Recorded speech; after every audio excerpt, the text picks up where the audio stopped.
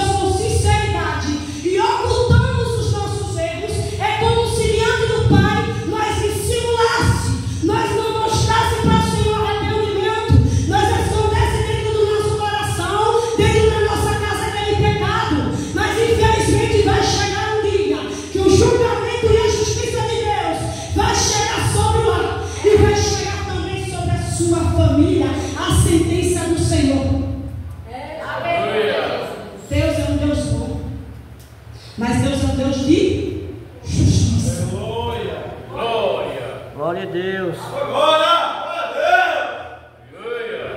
Podemos ver aí que Josué, o livro de Josué é um livro riquíssimo, de um homem que ele teve o privilégio de conhecer a Deus, de andar com Deus, e Deus disse a ele: não temas. Falou para Josué em todo tempo ser forte e corajoso, porque a missão que estava para Josué era a missão de guerra. Josué é conhecido como um dos maiores guerreiros, porque ele foi quem foi responsável para liderar o povo até a terra prometida.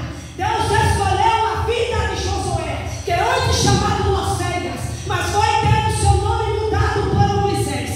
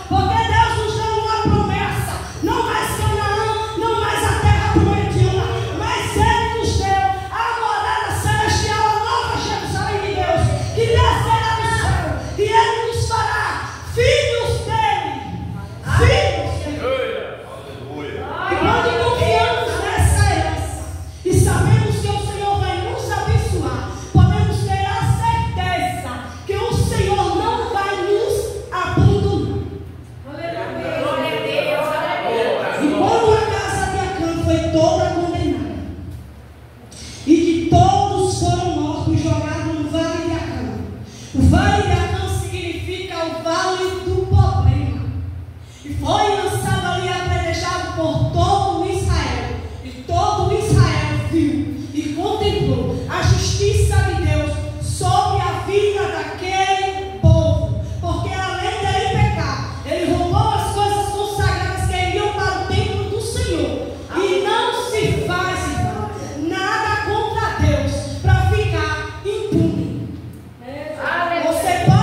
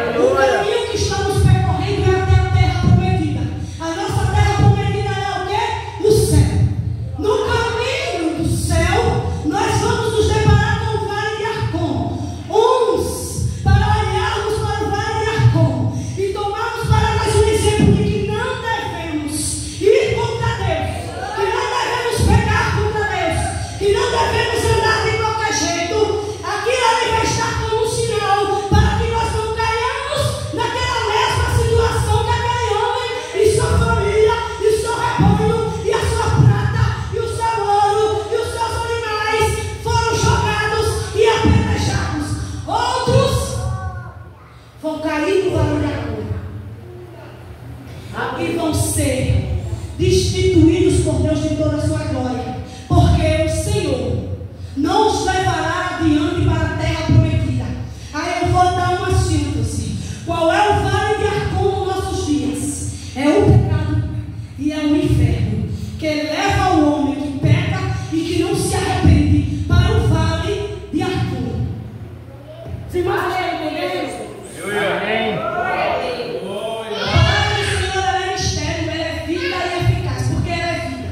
Porque mesmo que esse acontecimento histórico aconteceu há muitos anos, ela é a realidade dos nossos dias.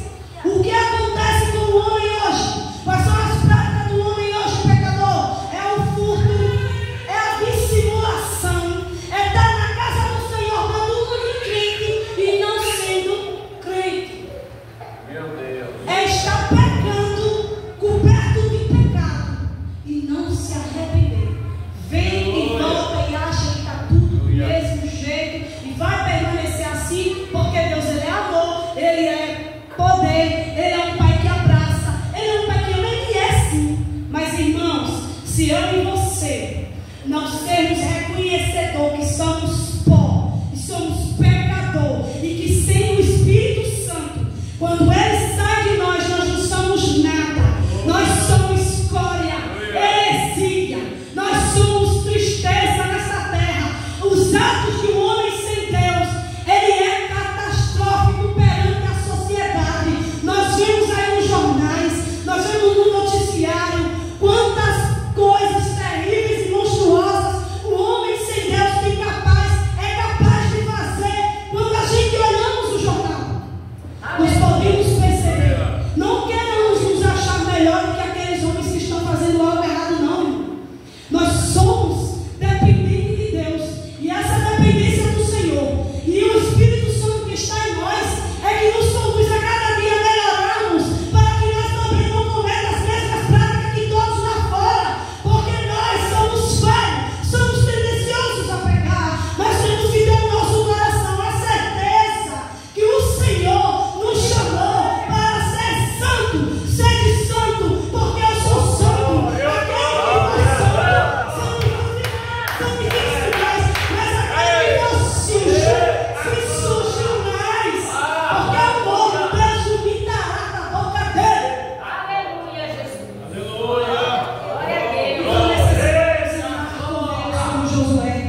Necessitamos colocar o Senhor à frente das nossas pelejas.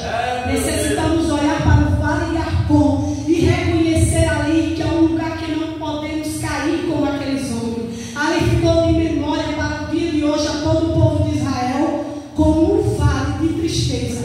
Eu estava meditando em casa sobre essa situação, essa cena, e eu vi ali, eu tenho algo com o Senhor e experiências espirituais com o Senhor que às vezes muitos aqui não estão preparados para entender. Mas eu quero te dizer que até os gritos, até o gemido daquele povo lançado naquele vale, jogando pedras em cima para morrer, eu estava lá como se eu estivesse na cena naquele dia.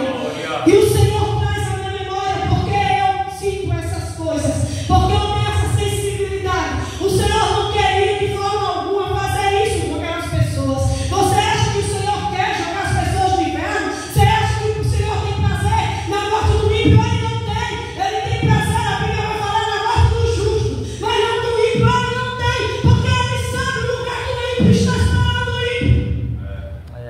Ele sabe os gritos dos amigos que estão lá, que nós não ouvimos.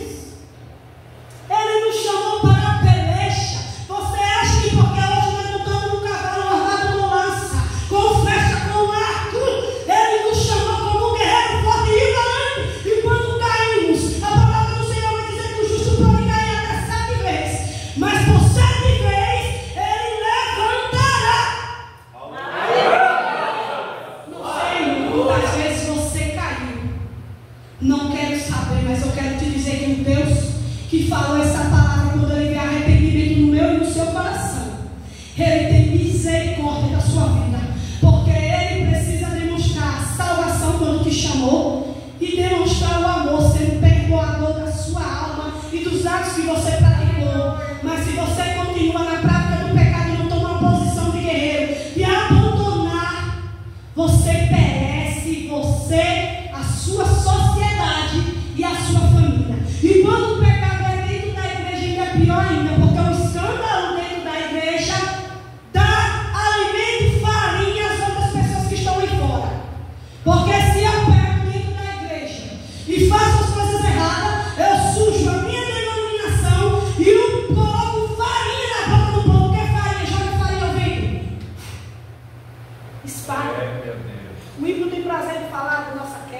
Aleluia. Não tem prazer em falar do nosso fracasso. Não era com Jesus, não era uma bênção do Senhor. Por que que caiu? Não entende o processo da dor do cristão. Não entende que muitas das vezes você vai desanimar. Eu quero te dizer que se cada um aqui contar uma história diferente, eu quero te dizer que em todas elas eu já fui experimentada. E olha, eu só tenho 39 anos. Eu já fui experimentada, irmão, na agressão física. Eu já fui experimentada no chegar no hospital de cadeira de roda. Eu já fui experimentada de ser quebrado uma costela. Eu já fui traída. Eu já tive experimentos terríveis de desemprego, de passar necessidade dentro da minha casa, fechar a porta, comer as minhas torcidas dentro de casa e passar 4 dias comendo um ovo para cada uma. Eu vou lhe dizer, eu já fui experimentada, mas uma coisa que eu experimento do Senhor é que quando eu estou dentro da minha casa, eu sei onde eu vou me esconder daqueles problemas. É dentro do meu quarto, é de joelho prostrado, porque o soldado antigamente precisava ir para a guerra com lança, com flecha, mas hoje ele vai para a guerra com joelho.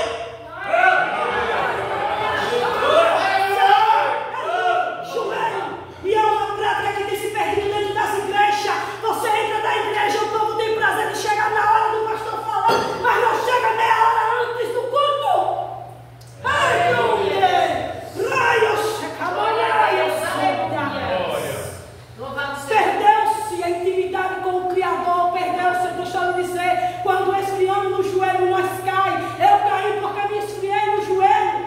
Teve 4 anos na minha vida que eu passei afastada do Evangelho. Quando começou a pandemia, eu caí, eu deixei o íntimo do meu quarto com o Senhor para orar. E sabe o que aconteceu? Eu caí, a minha queda foi grande. A minha queda foi grande. Aleluia. Mas o Senhor chegou para mim e disse: não se atemorize pelo que você passou. Foi permissão minha para você experimentar a dor do drogado, para você experimentar a dor da prostituta, que vários homens às vezes namoram, mas você sabe a dor daquela mulher que não é amada por ninguém, que às vezes ela está sofrendo de carência afetiva, porque não teve pai que amou, não teve marido que amou, não teve um parente que amou, não teve um amigo dentro da igreja que abraçou. E sofre a rejeição, porque a marca do cristão é rejeição, irmão. Quando você se sentir rejeitado, escute só o que eu vou lhe falar. É motivo de você se alegrar, porque você saiba de uma coisa: se a rejeição te acompanha, é porque Deus é na sua vida. Ninguém quer aquele que tem a marca de Cristo e está junto, não, irmão. A gente conquista pessoas ao longo da estrada dentro do culto, mas o processo de rejeição, para a gente entender que somos rejeitados. Rejeitado por pai. Do pai abrir a boca e dizer que deveria ter morrido dentro do ventre. Que o carro que um dia amassou a minha mãe na barriga era para eu não ter vivido.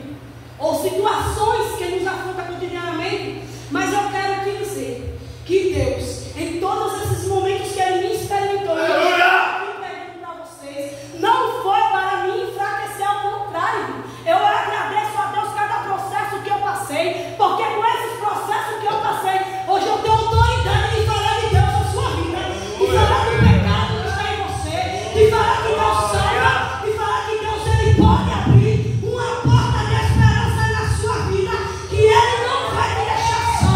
Você errou, mas reconheça o seu pecado. Não encubra dentro da tenda.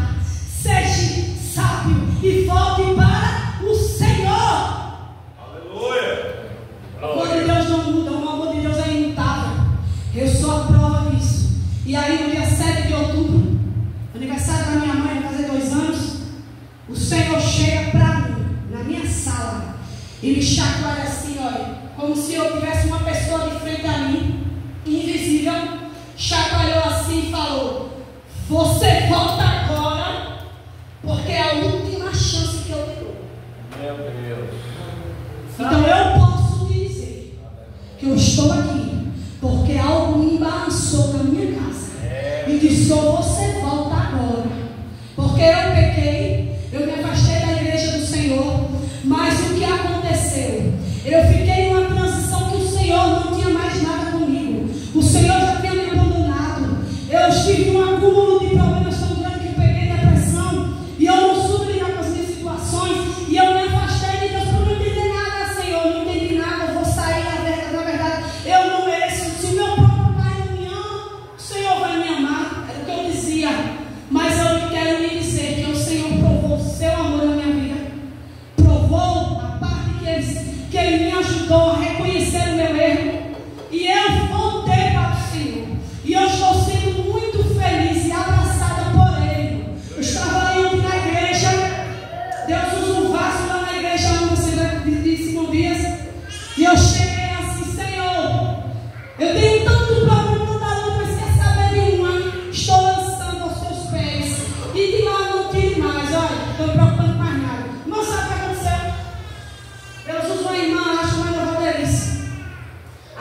falou exatamente o que eu tinha falado em oração. As tuas lutas eu peguei. Aleluia. Eu estou visitando os seus e eu vou tratar de você. Você não está sozinho nessa guerra, eu estou adiante dessa guerra. Então, quando eu digo que Deus está adiante dessa guerra, é porque está.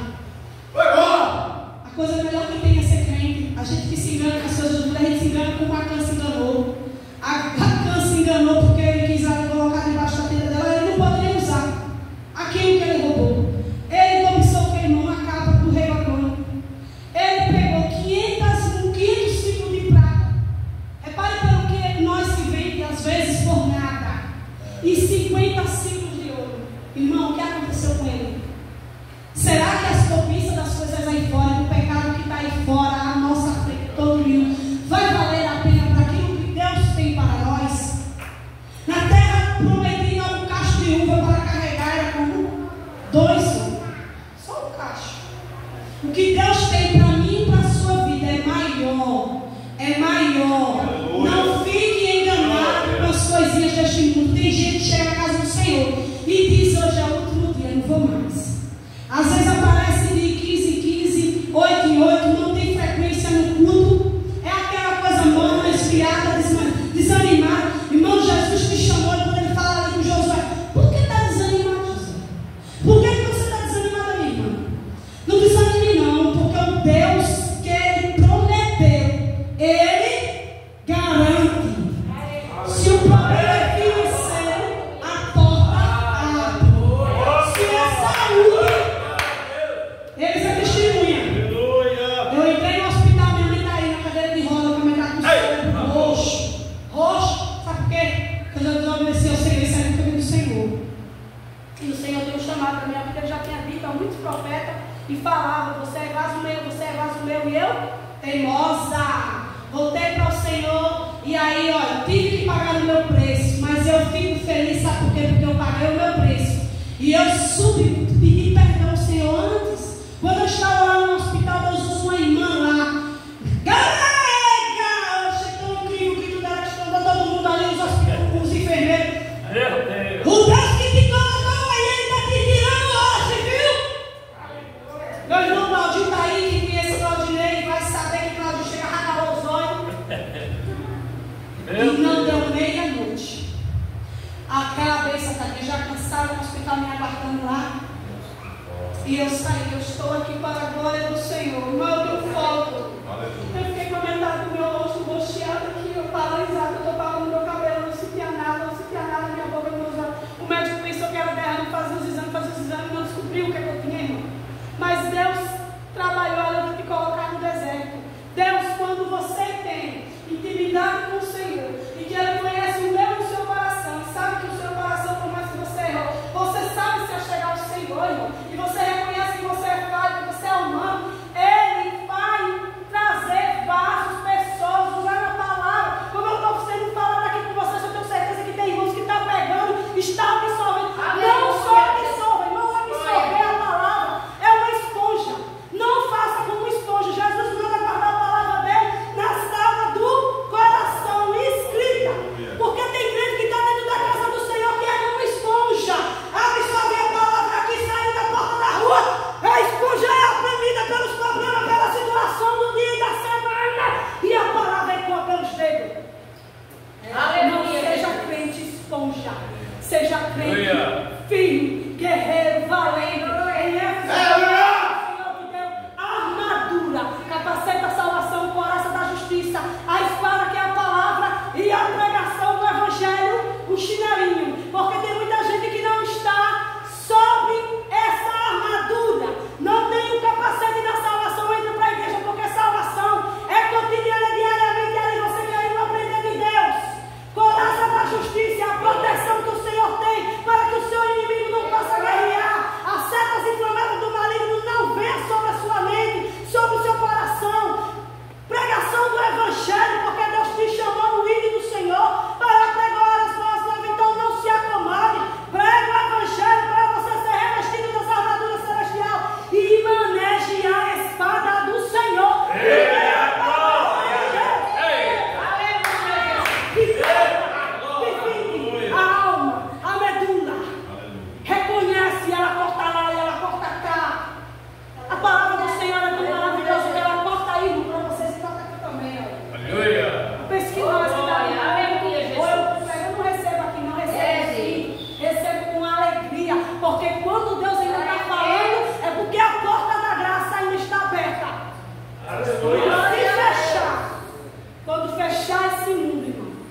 vai ser a mesma calamidade que aconteceu no Vale de Arcã.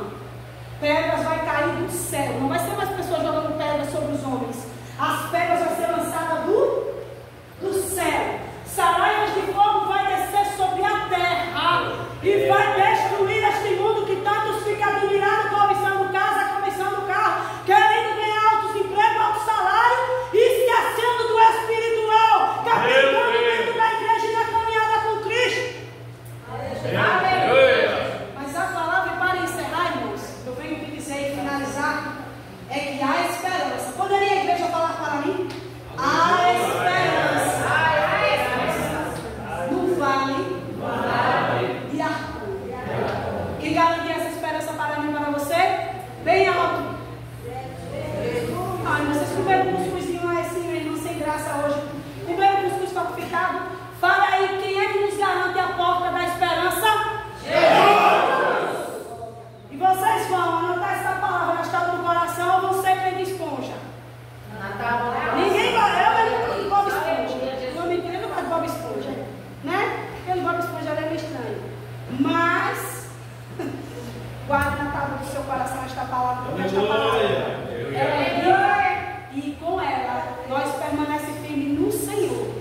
Sem oração, sem palavra, sem repreensão. Repreensão é quando alguém é usado para falar à igreja os seus erros e trazer outra coisa que eu vou chamar a atenção aqui finalizando. Quando o pecado está na igreja, não encubra o pecado na igreja.